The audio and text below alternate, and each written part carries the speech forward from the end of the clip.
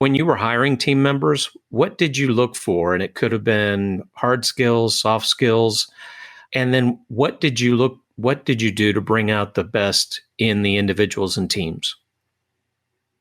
I love that question simply because I think it's so key.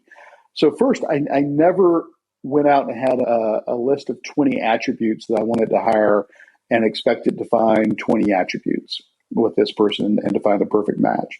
I really wanted to go out and hire the person that, one, can they be part of the team? Two, are they passionate? Does this excite them? Or are they going to speak up and say when they disagree with something and help the team improve and teach others and bring that perspective? Do they want the overall team to improve and rise and understand that as the group does better, that's going to be good for them?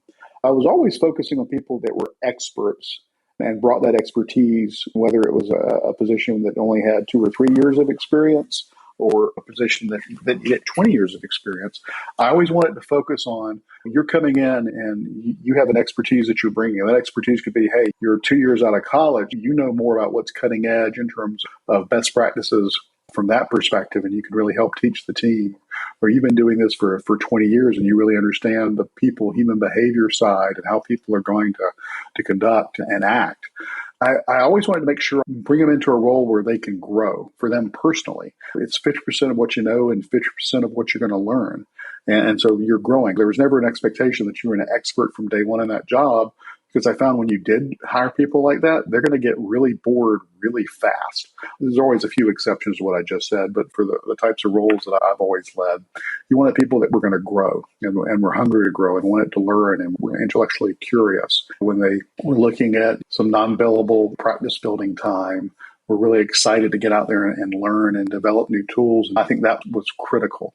I think that's the key. I always wanted to try hire people that you could trust to work with and then trust them. Let them do their jobs, let them work with the clients, and make sure you hire people different from you. These teams with a lot of groupthink, I think, are very dangerous because there's a lot of head nodding and people aren't pushing back. And I wanted a lot of pushback. I wanted people challenging everything from the technical side of how the problem was being solved to really debating how should you manage a client and work with that client to understand how to help them navigate this process. But also at the same time, if they had a predetermined solution that they wanted you to rubber stamp, that was not what we were there for. We couldn't do that.